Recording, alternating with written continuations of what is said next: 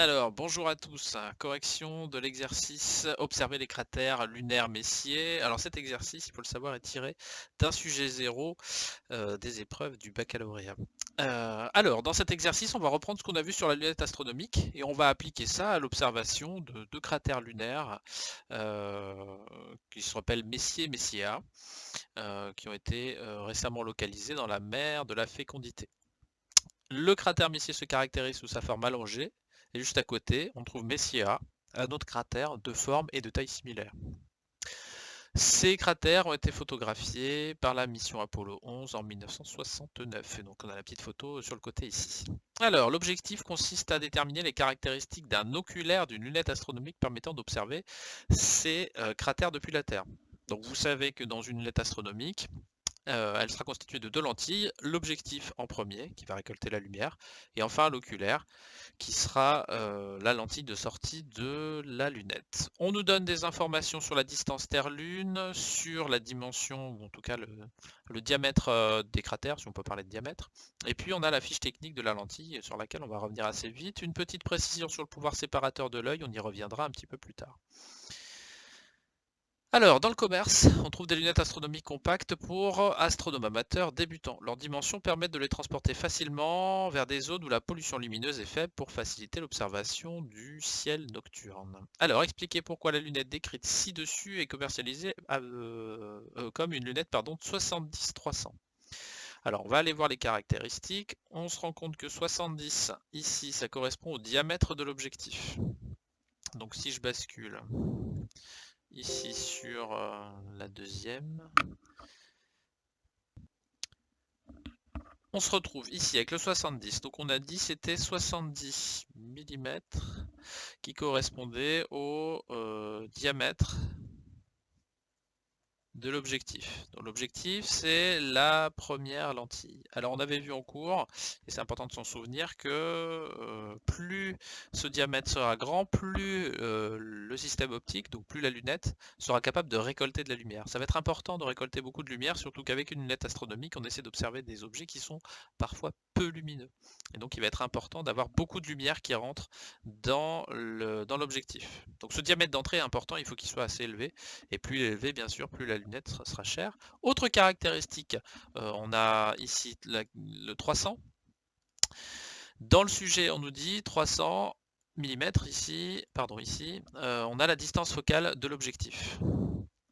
Et donc, cette distance focale, elle est importante. Donc 300, on a dit 300 mm, distance focale de l'objectif. Alors on le verra un petit peu plus tard, on le rappellera un petit peu plus tard, mais cette distance focale de l'objectif, elle intervient dans le grossissement, et on verra que plus cette distance focale est élevée, plus le grossissement l'est aussi.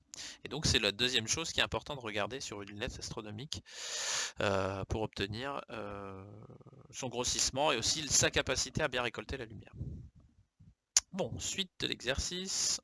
On nous dit dans la question 2, la lunette est modélisée par l'association de deux lentilles minces convergentes. Le foyer image, F' objet, et de l'objectif coïncide avec le foyer objet de l'oculaire F au Q. Complétez l'annexe en indiquant la marche du rayon lumineux issu du point B infini, considéré à l'infini au travers de la lunette astronomique. Mettre en évidence ensuite l'image intermédiaire A1B1 afin que l'angle θ' sous lequel est vue l'image A'B' et A infini B infini à travers la lentille. Alors là, vous aviez la construction à faire. Je vais reprendre assez rapidement la construction, on l'avait vu ensemble. Cette construction, alors on part ici. On nous avait sur le sujet qu'un seul rayon qui était donné. On sait que ce rayon passe par le centre optique, donc il n'est pas dévié. Donc ce rayon rouge, tout simplement, je le prolonge jusqu'à ici l'oculaire, qui est la deuxième lentille. Et puis ce que j'ai fait, j'ai mis un deuxième rayon parallèle. Ce rayon parallèle ici, alors ils ont une particularité, les rayons parallèles quand ils rentrent dans une lentille, c'est qu'ils vont venir se croiser dans le plan focal image de la lentille. Donc le plan focal image de la lentille, il est ici, là. Donc j'ai tracé plan focal, en gros je l'ai repéré par des petits pointillés. Je sais que le rayon rouge n'est pas dévié, donc quand le rayon rouge croise ici le plan focal, bah, je sais que c'est le point d'intersection des rayons qui sont parallèles entre eux à l'entrée. Donc ce rayon qui est parallèle ici, bien je vais venir le prolonger, et il va venir se couper, il va venir couper pardon, le rayon rouge ici. Donc je trouve sur ici ma construction le point B1 et là j'ai le point A1. Donc l'objet A1B1, hop, il se trouve ici. Okay, donc on a représenté A1B1. Maintenant on veut continuer la construction lumineuse. Donc ce que j'ai fait, c'est que j'ai poursuivi ici les rayons lumineux rouge et bleu jusqu'à l'oculaire. Alors la propriété qu'on va utiliser ici, c'est pour poursuivre le chemin lumineux de chacun des rayons. Ce que j'ai fait, on voit un petit peu ici, j'ai pris un rayon rouge en pointillé que j'ai représenté là, qui est parallèle au rayon rouge qui est là. Donc ce rayon rouge, je le poursuis, et je sais que deux rayons parallèles, donc le rayon pointillé rouge et le rayon rouge ici, vont se croiser tous les deux au plan focal, image de la lentille, ici, dans le plan focal de f' oculaire. Donc, je sais que le rayon rouge ici et le rayon rouge pointillé là vont se croiser en même point, donc je prolonge mon rayon rouge. Ensuite, je fais la même chose avec le rayon bleu, je trace des rayons bleus ici en pointillé qui sont parallèles de ces rayons là, ces deux rayons vont se croiser dans le plan focal ici et on se retrouve avec deux rayons ici parallèles, rouge et bleu en sortie. Dernière petite étape, donc là on a obtenu la marge des rayons lumineux, c'est ce que je voulais, c'est celle-là. Dernière étape par contre, on vous demande de tracer, d'identifier l'angle θ' sous lequel l'œil va voir l'objet au travers de la lunette. Cet angle θ', il est ici. Okay. Et puis l'angle sous lequel la lunette voit ici, je le reproduis là, voit l'objet, c'est θ. Okay. Donc si on se mettait là avec un œil, ben on verrait l'angle θ qui sont issus des rayons qui proviennent des cratères. Okay, donc là on a l'angle de sortie et l'angle ici d'entrée. En fait ce qu'on regarde, ce qu'on remarque qui est important dans la lunette astronomique, c'est que cet angle là, ici, il va être plus grand que celui-là. Ce qui veut dire que au niveau de notre œil qui sera placé là, ben on verra un objet qui nous paraîtra plus grand ici que si je le regarde à l'œil nu. C'est le rôle d'une lunette astronomique. Donc voilà pour les tracés, ça c'est des choses qu'on avait déjà vues et que je ne reprends pas en gros détail, mais n'hésitez pas à poser des questions quand on se revoit. Alors, question 3. On nous demande de définir le terme afocal et d'expliquer l'intérêt de disposer d'une lunette afocale justement. Donc terme afocal. Eh bien, focal, ça veut dire qu'on va focaliser des rayons. Afocal, ça veut dire qu'il ne fait pas focaliser des rayons, les rayons. D'accord ? Ne fait pas focaliser les rayons. Donc mon système est afocal, ça veut dire que si, dans ce cas particulier qu'on a fait là, j'ai des rayons parallèles qui rentrent dans ma lunette, donc si des rayons parallèles entre eux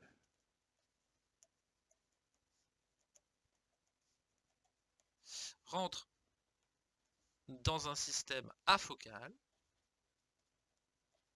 alors ils en ressortent toujours parallèles entre eux. C'est ce qu'on a vu sur la construction. Les rayons qui sortaient étaient parallèles entre eux. Deuxième partie de la question, quel est l'intérêt d'avoir un système où on a des rayons parallèles qui sortent et des rayons parallèles qui rentrent dans le système et qui en sortent aussi parallèles? Alors, des rayons parallèles entre eux,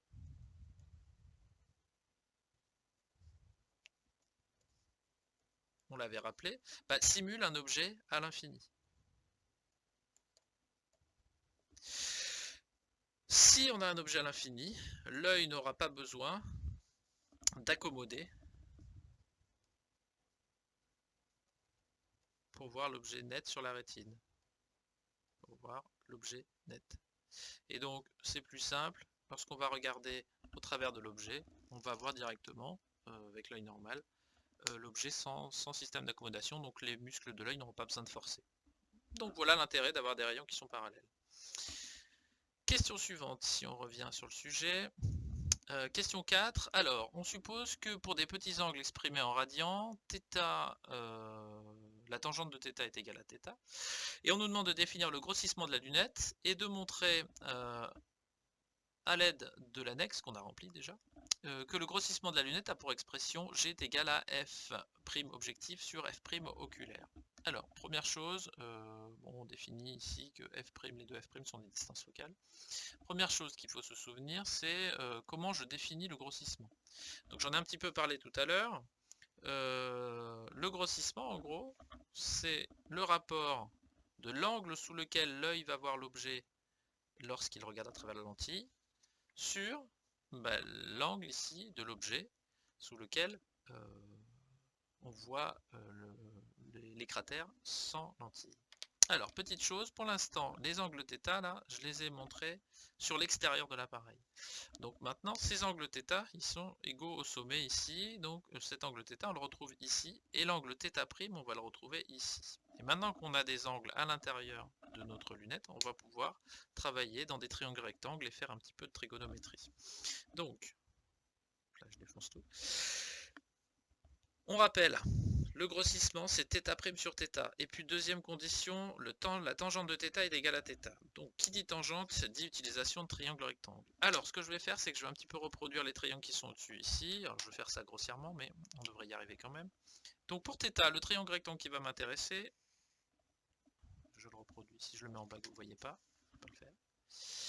Ici, le triangle rectangle qui m'intéresse, on a ici A1, B1.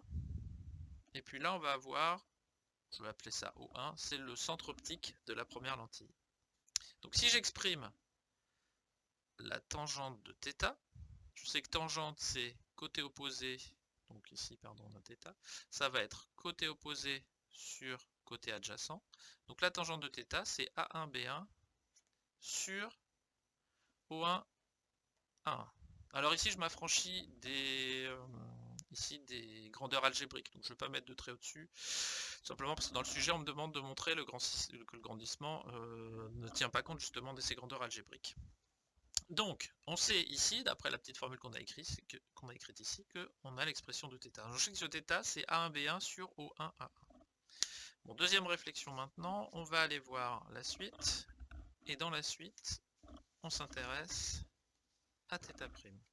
θ', si je continue le travail que j'ai déjà fait, je regarde sur mon schéma, le triangle qui va m'intéresser, c'est le triangle O2, donc le centre optique de la deuxième lentille de l'oculaire, A1, B1. Donc O2, A1, B1. Je reproduis ce triangle rectangle rapidement, de manière assez succincte. Donc on a ici θ', O2, A1, B1. Donc la tangente de θ, c'est côté opposé sur côté adjacent. Tangente de θ', pardon, c'est côté opposé A1, B1 sur O2, A1. Et c'est égal à θ'. Donc j'ai mes deux expressions de θ que j'ai ici et de θ' que j'ai là. Si je m'intéresse au grossissement maintenant, je sais qu'on a θ' sur θ, donc θ' il est écrit ici, on a 1 B1 sur O2A1 divisé par A1 B1, on l'a dit tout à l'heure, O1A1. Je peux simplifier ici par A1 B1, et donc je me retrouve avec 1 sur O2 A1 divisé par 1 sur O1 A1. Divisé par une fraction, ça revient à multiplier par son inverse. Donc je peux écrire que cette expression c'est O2, pardon, 1 sur O2 A1 que multiplie, donc l'inverse de cette fraction, O1 A1 sur 1. Je me retrouve avec une expression assez simple, O1 A1 sur O2 A1. Bon, maintenant, si je reviens sur mon schéma ici, mes centres optiques étant là, donc là on avait O1 et là O2. Si je regarde, la distance O1 à 1, bah, ça correspond ici à la distance focale de l'objectif. Et si je regarde maintenant O2 à 1, ici, je me retrouve Alors si je tiens pas compte des distances algébriques, je me retrouve aussi avec f' de l'oculaire. Donc O1 c'est f' objectif, O2A1 c'est f' oculaire. Donc je me retrouve là avec f' objectif sur f' oculaire. Et c'était l'expression qu'on nous demandait dans le sujet ici, de montrer dans le sujet. Ok. Donc là on est bon. Question suivante du coup. Maintenant on va s'intéresser à justement comment est-ce que je vois les cratères à l'œil nu, et ensuite on s'intéresse à la lunette pour au final choisir le bon objectif, le bon oculaire à régler sur la lunette pour bien voir les cratères lunaires de Messier. Donc montrer que l'angle θ sous lequel est vu le cratère Messier depuis la Terre a sous certaines hypothèses à préciser à l'aide d'un schéma une valeur de θ est égale à 2,86 10-5 radians. Donc pour faire ça, on va revenir sur une petite définition ici. L'angle sous lequel on voit un objet, qui est défini ici comme étant epsilon. Alors epsilon, attention, c'est l'angle limite, hein. C'est le plus petit angle qui va exister pour qu'on puisse distinguer un objet. Mais il n'empêche qu'on se retrouve quand même dans un triangle rectangle.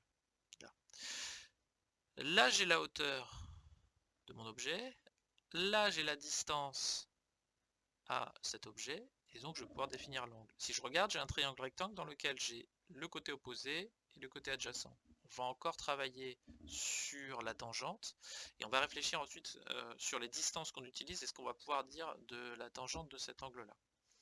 Donc je rebascule ici. Donc cratère à l'œil nu. Si je fais un petit triangle qui reproduit ce que j'ai. Cette distance-là, ici, que j'ai reproduite, eh bien ça va être la dimension des cratères. Donc là, je vais avoir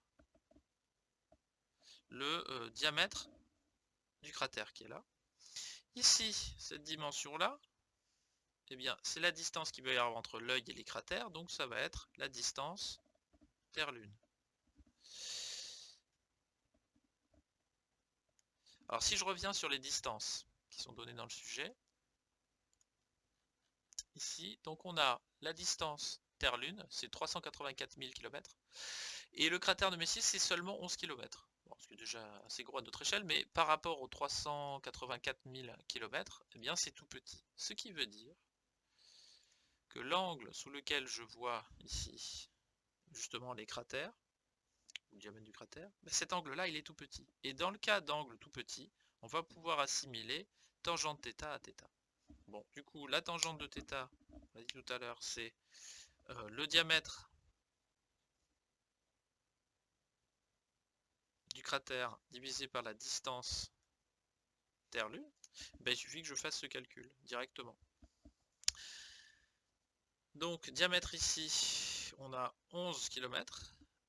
Et la distance Terre-Lune, c'est 3,84 10 puissance 5 km. Tout est en kilomètres, donc du coup, un angle, hein, on va être bon au niveau des unités, pas de conversion à faire. Si je fais ce calcul, je trouve 2,86 10 puissance moins 4, moins 5 radians, je crois. Moins 5 radians. Bon, on a déterminé ici l'angle sous lequel on pouvait voir l'objet. Je reviens sur la question maintenant, la question 6. L'observation du cratère lunaire Messier est-elle possible à l'œil nu? Alors on revient sur le haut du sujet ici. Et justement, on nous dit que on nous parle du pouvoir séparateur de l'œil. Ce pouvoir séparateur, ça correspond à l'angle minimal sous lequel deux points lumineux A et B peuvent être vus séparément. Pour l'œil humain, de manière générale, il est égal à 3 10-4 radians.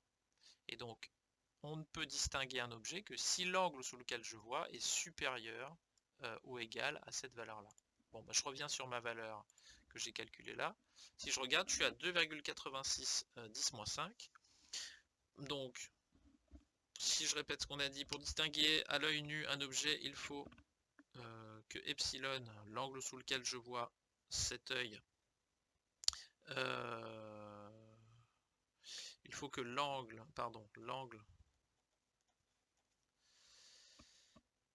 sous lequel il est vu soit supérieur à epsilon qui est égal à 3 10-4 radians. Bon bah, si je compare avec la valeur qu'on avait tout à l'heure, qui est là, ici je suis à 2,86 10-5. Donc on se rend compte que θ ici est inférieur à epsilon. Il n'est pas possible de voir les cratères lunaires de Messier à l'œil nu. Donc il nous faut absolument un appareil. Alors minimum des jumelles en tout cas. On va voir comment on fait avec notre jolie petite lunette astronomique. Ok, je rebascule sur le sujet. Question 7. Dans ces conditions, calculez la taille de l'image intermédiaire A1B1 du cratère Messier à travers l'objectif de la lunette. Alors pour faire ça, on revient, je rebascule. Donc, ici, ce qu'il faut réfléchir, c'est sur notre système optique. Ce qui nous intéresse, c'est A1B1 ici. Qu'est-ce que je connais dans mon système? Je connais ici l'objectif, la distance focale de l'objectif, elle est donnée. La distance focale de l'oculaire, je ne la connais pas. Donc travailler sur cette partie-là, ça va être plus compliqué. Par contre, travailler sur cette partie-là, ça on peut faire.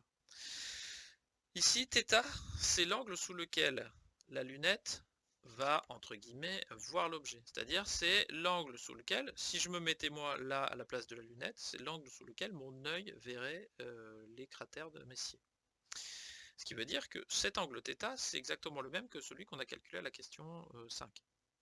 Donc θ, je connais. Ici, je connais θ, je connais ici la distance focale et je cherche un B1. Ben encore, je vais faire de la trigo dans mon triangle. Donc déjà, on a dit avant que l'angle θ sous lequel l'œil voit les cratères est le même que celui sous lequel les rayons arrivent dans la lunette. On a donc θ. Alors, pour ça, on va un petit peu reproduire le triangle qui m'intéresse, c'est celui de tout à l'heure, hein, je ne le refais pas à l'échelle, mais c'est histoire d'avoir une idée. Donc on a θ ici,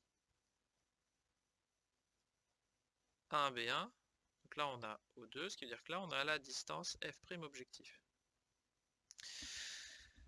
Je cherche un B1, mais si je détermine la tangente de θ, bien on a dit tout à l'heure que c'était la même chose que θ, la tangente de θ c'est A1, B1 sur F' objectif, donc A1, B1, ça va tout simplement être θ que multiplie F' objectif. Si je fais le calcul, θ tout à l'heure on a dit que c'était 2,86 10 moins 5, que multiplie 300 mm, donc 300 10 moins 3, et j'obtiens une valeur de, ici j'ai oublié, un petit calcul, 8,6 10 moins 6 mètres, ce qui fait 8,6 micromètres. Donc l'image vraiment, cette image là, on voit bien que notre schéma il n'est pas du tout bon à la bonne échelle, parce que cette image elle fait pas du tout 8,6 micromètres. C'est juste pour bien voir les traits de construction des rayons dans la lunette astronomique qu'on fait ça. Alors, maintenant qu'on connaît cette image intermédiaire, la valeur de cette image intermédiaire, on va nous demander de choisir entre plusieurs oculaires pour savoir lequel on prend pour voir les cratères de Messier. Donc question 8, déterminez le ou les oculaires parmi les 3 fournis dans les données qu'un astronome amateur doit utiliser pour pouvoir espérer observer le cratère Messier. Dans cette question, le candidat est invité à prendre des initiatives et à présenter la démarche suivie, même si elle n'a pas abouti. La démarche est évaluée et nécessite d'être correctement présentée. Donc là, typiquement, on a une résolution de problème auquel il va falloir qu'on s'attaque. Alors, sur la correction, on va voir la démarche qu'on va dérouler pour arriver jusqu'au bout, mais on va se placer déjà dans la réflexion de qu'est-ce que je cherche. Ici, dans la question 8, on nous demande de choisir des oculaires. Or, les oculaires, si je reviens ici, dans le tableau, j'en ai 3. Mais qu'est-ce que je connais de ces oculaires? Je sais que je connais leur distance focale. Donc, a priori, pour les choisir, il va falloir que je calcule la distance focale de l'objectif. De l'oculaire, pardon. Ici, Maintenant, si je réfléchis, où est-ce que j'ai déjà vu la distance focale de l'oculaire? Eh bien, dans la formule ici qui est encadrée, j'ai la distance focale de l'oculaire. Si je regarde l'expression, la distance focale de l'objectif, je la connais, c'est 300 mm. Si je peux trouver la valeur de G, eh ben, ça pourrait me donner une bonne indication pour trouver la distance de l'oculaire. Qu'a-t-on dit? On a dit que précédemment, pardon, que G dans la correction c'était θ' sur θ. Donc on va voir que je vais pouvoir déterminer mon expression de θ'. Je rebascule sur la correction. Alors première condition, pour voir les cratères, eh bien il faut que l'angle sous lequel ici je vais voir l'objet quand je vais placer mon œil, il faut que cet angle soit supérieur à l'epsilon qu'on a vu tout à l'heure, qui était défini dans le sujet. Je vous remets ça, qui était défini ici, qui correspond au pouvoir séparateur de l'œil. Okay, donc l'angle θ', il faut qu'il soit au minimum égal à ça. Bon, je rebascule. Donc il faut que θ' soit supérieur ou égal à epsilon. Bon, on est parti. On rappelle l'expression de G. L'expression de G, on sait que c'est θ' sur θ, et on sait que c'est aussi f' objectif sur f' oculaire. De cette expression-là, uniquement celle-là, je vais déterminer l'expression de θ'. Il suffit juste que je bascule θ de l'autre côté. Donc j'ai f' objectif sur f' oculaire que multiplie θ. Qu'a-t-on dit juste au-dessus? Juste au-dessus, on a dit qu'il fallait que θ' soit supérieur ou égal à epsilon. Maintenant, je vais travailler sur cette expression-là. Et dans cette expression-là, si vous regardez, je connais epsilon, je connais θ, je connais f' objectif. La seule inconnue que j'ai, c'est f' oculaire. Alors, on va manipuler la formule. Je vais y aller doucement pour vous montrer comment on fait. Parce que là, le problème, c'est qu'on a une inégalité. Donc, il faut faire attention quand on manipule les formules avec les inégalités. Ce qu'on va faire, c'est ici, l'expression que je cherche, c'est toujours pareil. Je regarde où est-ce qu'elle est. Elle est ici, au dénominateur. Ça ne m'intéresse pas, du coup, il faut que je la fasse basculer au numérateur. Donc, je vais la faire basculer de l'autre côté de l'expression.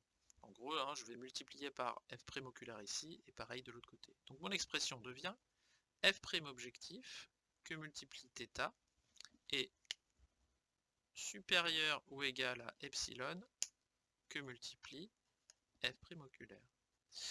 Je cherche f' oculaire. Maintenant, ce qui est bien, c'est qu'f' oculaire ici est au numérateur. Donc j'y touche plus et donc je vais faire basculer epsilon de l'autre côté. De la même manière, hein, je divise par epsilon ici, ça simplifie, ce qui veut dire que de l'autre côté, je divise aussi par epsilon. Donc je me retrouve avec f' objectif fois θ divisé par epsilon est supérieur ou égal à